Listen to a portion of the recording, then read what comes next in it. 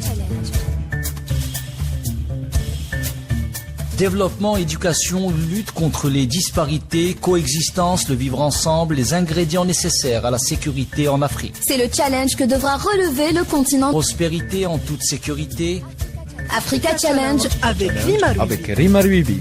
Africa Challenge. Bonjour l'Afrique et bienvenue à Africa Challenge. En Afrique, la diversité prend des racines, se croisent et fusionnent les coutumes, les cultures, les valeurs et les religions. L'Afrique compte plus de 400 millions de musulmans qui célèbrent chaque année le mois du Ramadan, le mois de la paix et de la spiritualité. Et ceci en dépit des conflits et des guerres imposés au peuple du continent. Au Nigeria, la crise économique a exacerbé la pauvreté, surtout à Lagos, où les prix des produits alimentaires ont flambé. Durant le mois de Ramadan, beaucoup de personnes, hélas, n'ont pas les moyens de se nourrir pour rompre le jeûne.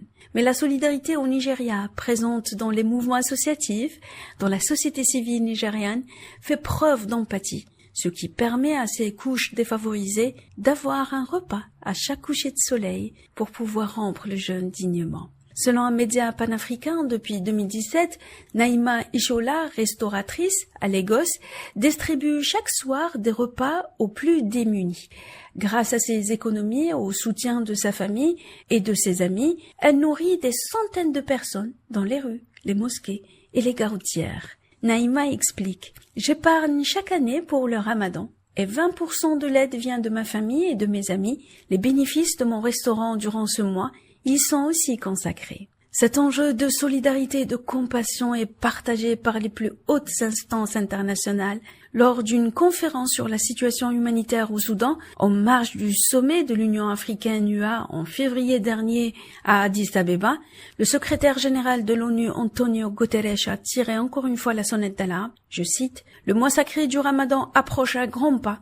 Nous devons faire plus, et faire plus maintenant, pour aider le peuple soudanais à sortir de ce cauchemar. » Au Conseil de sécurité, le représentant permanent de l'Algérie auprès des Nations Unies, Ammar Benjamah, a appelé en nom des membres A3+, Algérie, Mozambique, Sierra Leone et Guyane, les parties du conflit au Soudan à saisir l'opportunité du mois du Ramadan pour déclarer un cessez-le-feu immédiat et s'engager sur la voie de l'apaisement et de la retenue pour une paix durable du Soudan. Face à cette situation qui se détériore, nous voulons saisir l'occasion de cette réunion pour lancer un appel urgent à tous les acteurs soudanais pour qu'ils déclarent un cessez-le-feu immédiat afin d'atténuer les souffrances des hommes, des femmes et des enfants soudanais innocents. Avec le secrétaire général, nous appelons les parties soudanaises à mettre de côté leurs divergences et à considérer l'opportunité du mois sacré du Ramadan, un mois de paix,